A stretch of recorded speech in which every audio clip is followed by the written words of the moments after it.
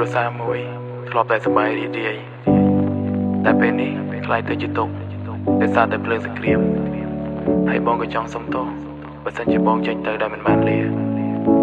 ហើយបងសុំទោស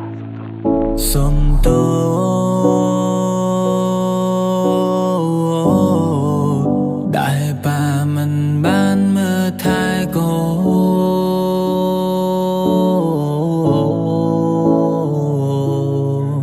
នសុំទោស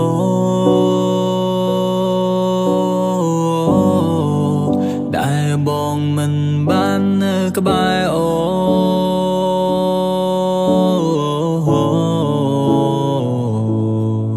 ប៉ាមិនហ៊ានសន្យាថាមើលថែតែប៉ាសន្យាថាការពារមិនឲ្យគេឈានចូលទឹកដីខ្មែរខ្លាចកូនរស់នៅវេទនាប៉ាខ្លាចបាត់ប៉ាខ្លាចបងខ្លាចកូនឈឺខ្លាចកូនយំចង់ទៅផ្ទះចង់ជួបជុំដូចពីមុនបានទេហើយអ្វីបានយើងត្រូវរត់មានផ្ទះដែរតែនៅមិនសុខចេញពីផ្ទះទៅប៉ាទៅជួបមុខមើលថែម៉ាក់ផងពេលយប់ប្រឡប់ណាកូនណាកូនណា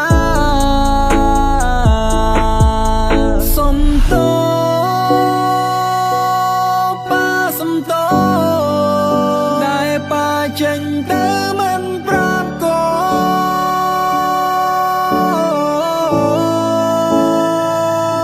នសុំទោសបងសុំទោសរពន្ធសំឡាញញ៉ានកុំយក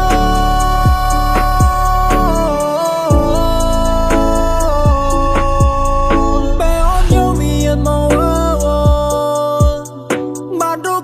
សតែស្រមកបានសក់ហើយកុំខ្វល់ពីបងណាអូនណា